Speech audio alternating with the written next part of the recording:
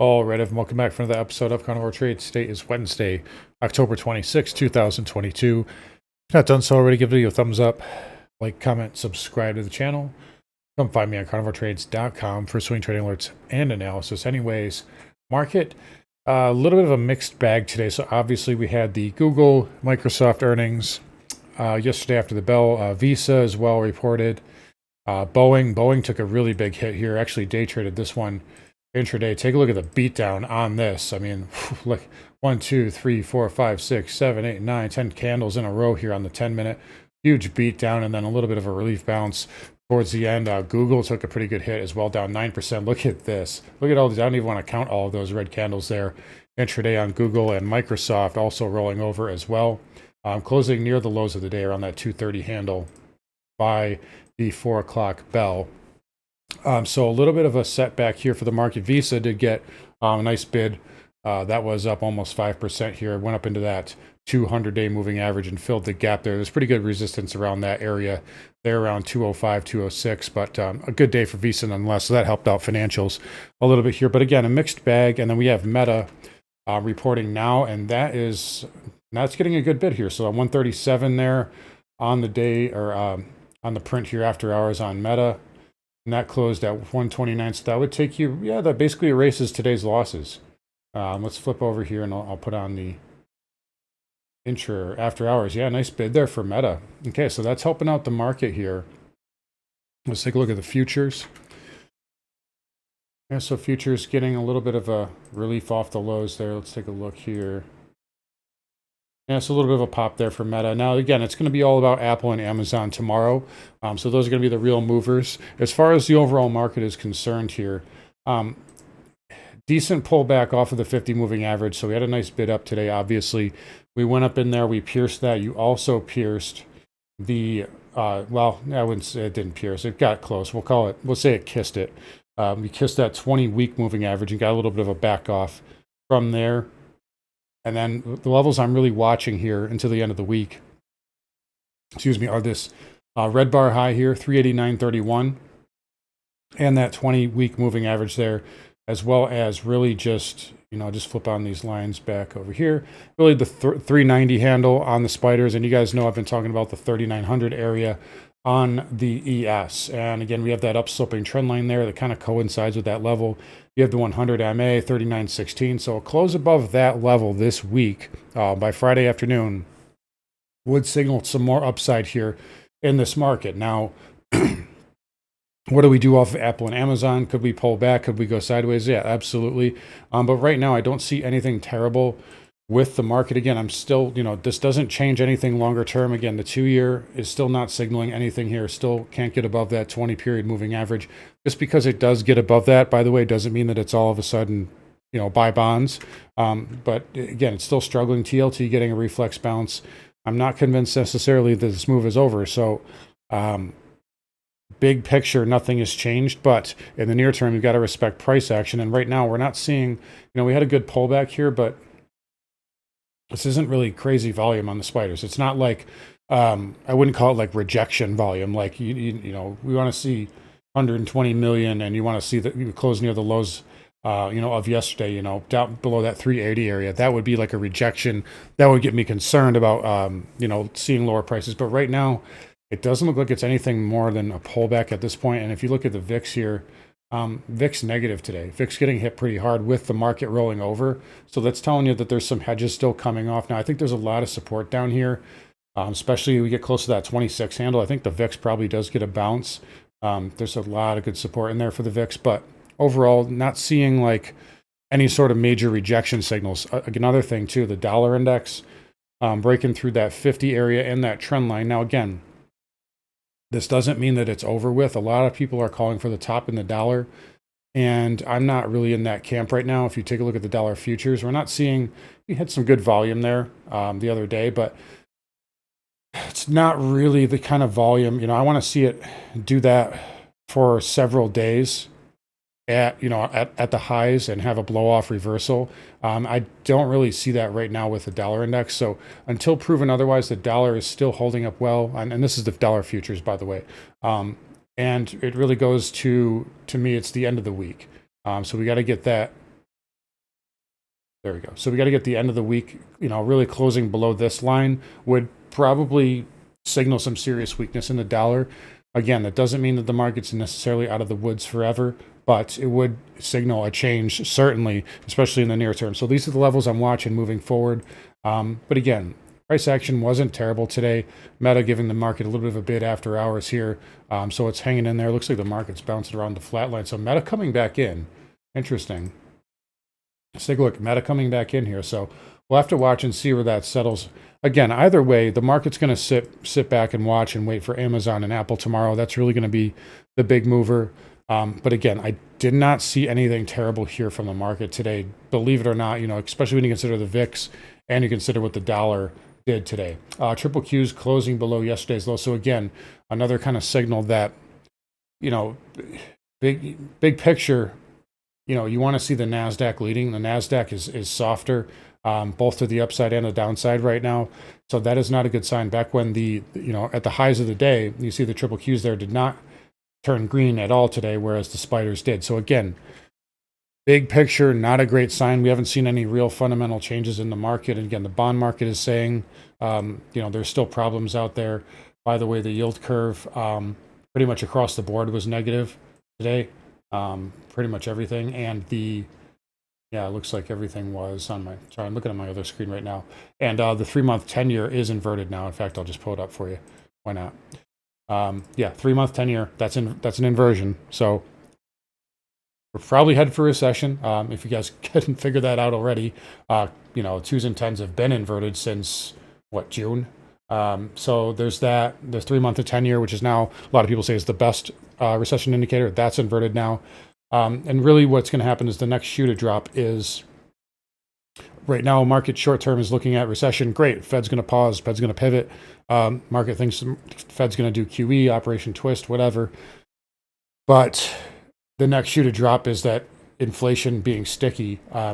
It will limit what the Fed can do. And that's been my thesis for quite a while. But that may take some time to play out. We got to respect the market here in the near term because price action in the kind of immediate near term is saying that there's nothing really wrong, at least not right yet. So I would give the market a little bit more of an upside bias here. We talked about this earlier this week. Let me see if I can get, I think I'm going to look at the SPY. I think I have it on.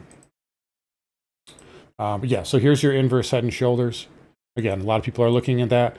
You still have the bigger head and shoulders in play, and that target has not been hit.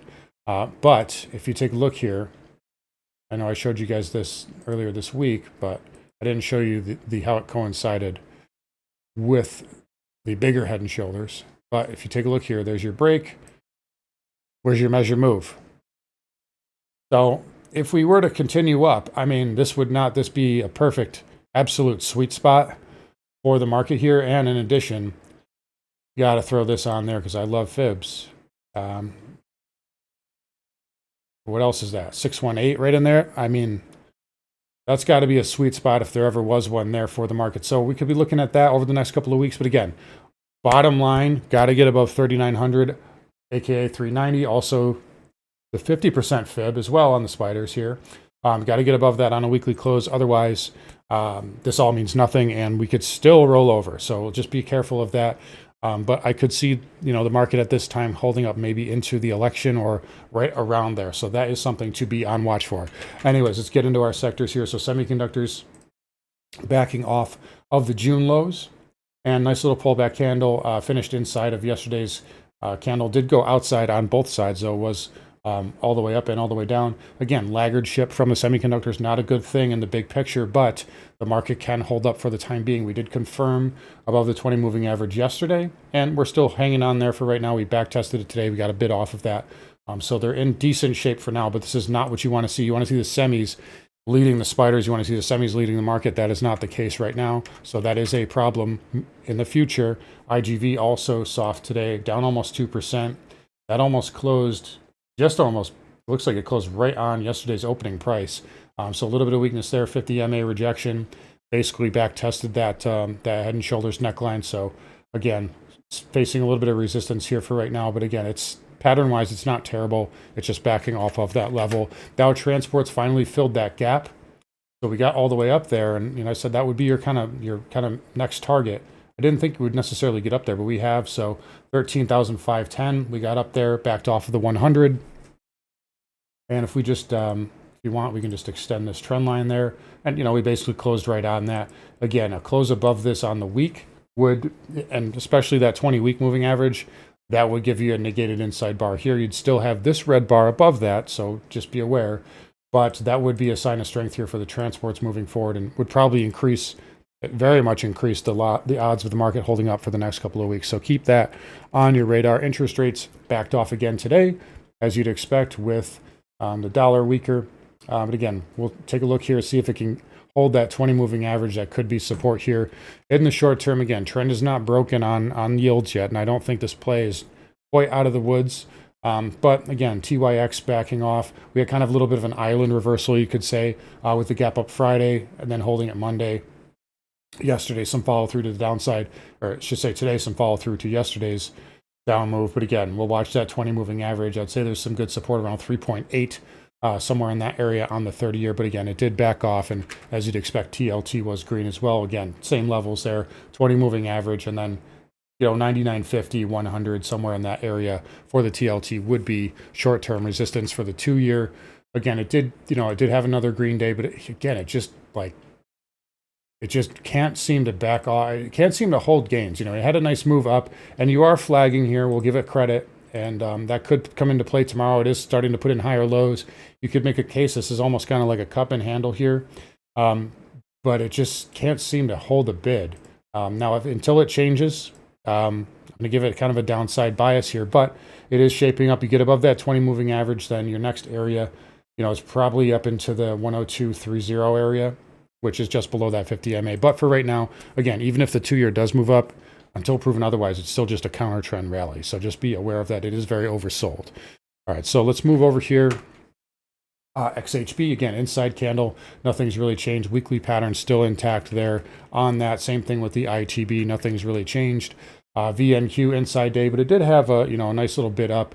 So again, a little bit more consolidation can give you a move up into that 84, 83 area we talked about. Then of course the gap fill and the June lows will be your kind of next second target, kind of coinciding with that 50 moving average perhaps as well. So VNQ finally getting a little bit of relief, and it's holding up, so we'll just leave it at that for now. XLF, nice outside day. Visa helping out with the financials. Obviously, we talked about that earlier, but XLF, nice outside day. This was one of the few green sectors, and I drew this trend line in last night.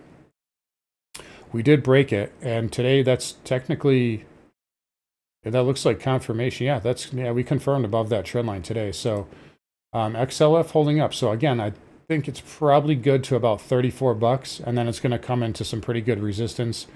Got as high as 33.50, just 33.46, but 33.75, $34. There is pretty good resistance here on XLF, so just be aware of that. There's also a gap window right there, but a nice little outside move for XLF, getting above that trend line today. XBD, same thing. Again, running into some resistance around 452. Said 450, 455.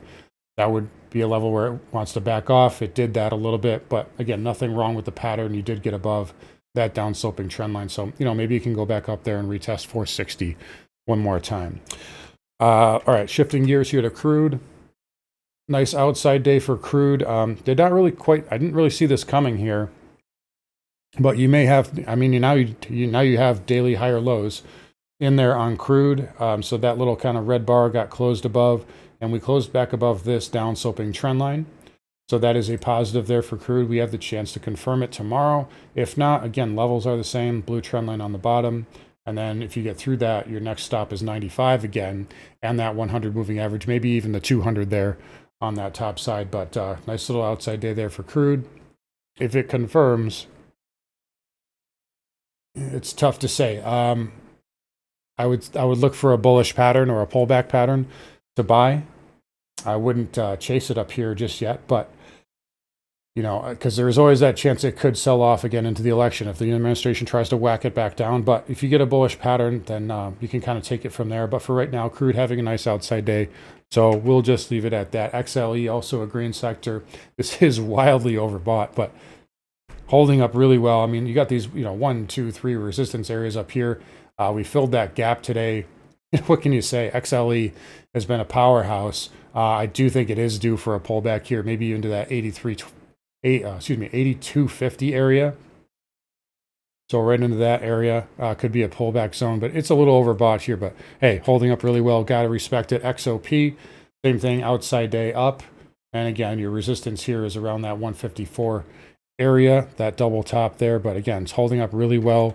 OIH, same thing, blasted through that gap fill. And then you got this one up here at 300 and change. So nice move for OIH. Really overbought though. I mean, really overbought. Please don't chase this up here. You know, $198 to $293. It's a $100 move. That's a 50% gain. Just about. I mean, in a month.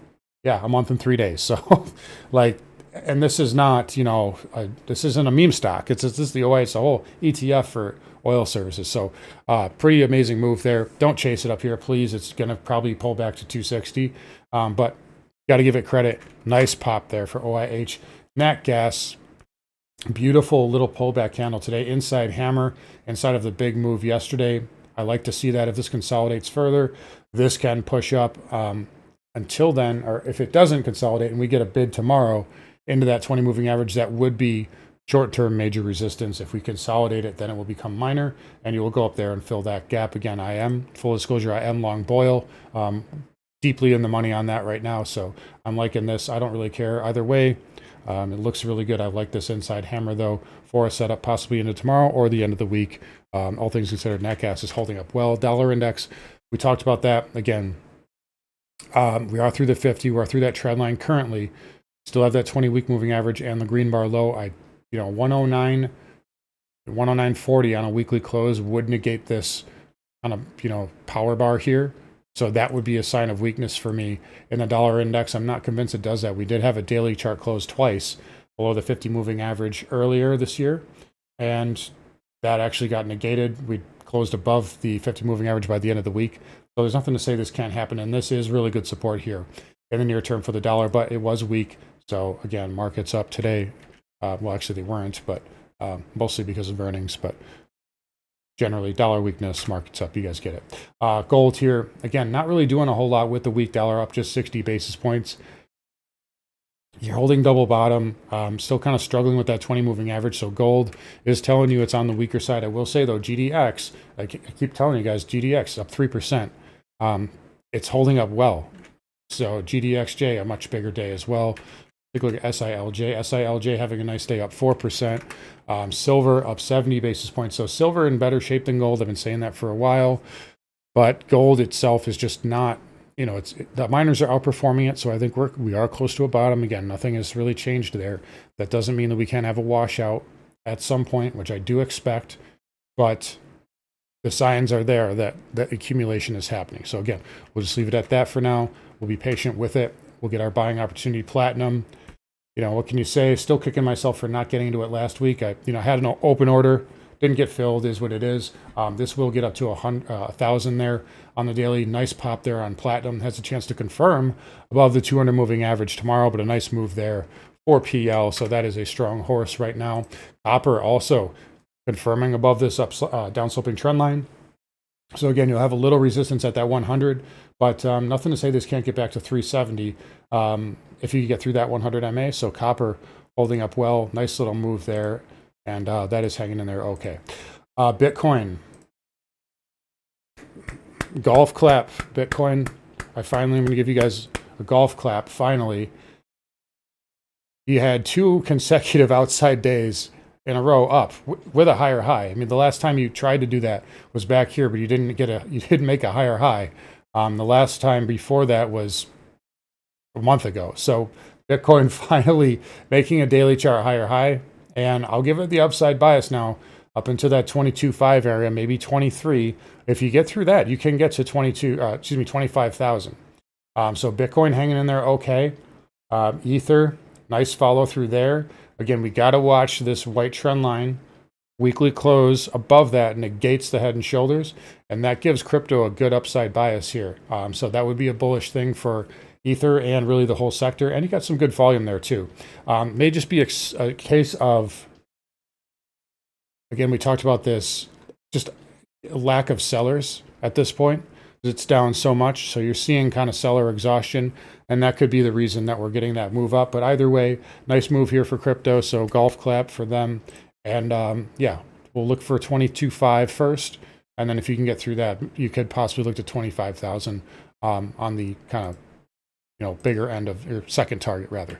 Anyways, flipping back over to the spiders here. So again, let's keep an eye on that 618 head and shoulder, inverse head and shoulder target, perfectly lining up with the bigger head and shoulder target, which the reason I'm still pointing this out is because we did not satisfy the target on this. So this is still in play, just so everyone's aware. But that, to me, that looks like a sweet spot. 400 whole round number. There's 4 factors right there that I just lined up. So that's a high percentage trade there on the sell side. But again, it's all about how we get into those levels. Let's not project anything too prematurely. We've got, FOMC coming up. We've got an election. We've got Apple and Amazon tomorrow. So again, a lot of things can move the market, but those are levels I will be looking at on the week.